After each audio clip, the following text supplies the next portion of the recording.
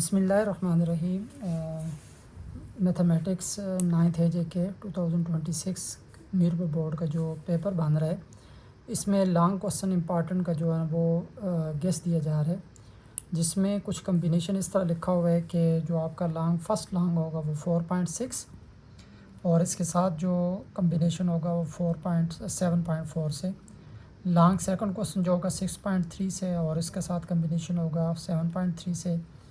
और लॉन्ग इसका जो 5 क्वेश्चन होगा वो होगा 10.2 से। 4 क्वेश्चन है वो कंप्लीट और इसके साथ जो है वो 11.2 एक्सरसाइज ऊपर मैंने मेंशन की हुई है।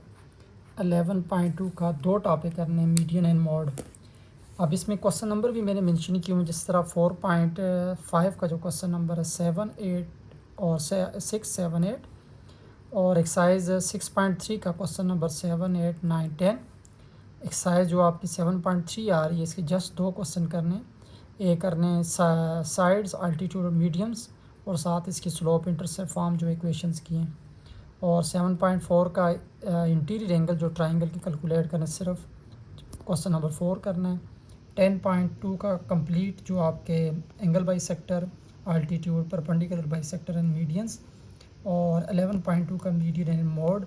मोस्ट इंपॉर्टेंट इसमें से मीडियन और मोड आपने ग्रुप डेटा का 2 टॉपिक कर लेने हैं।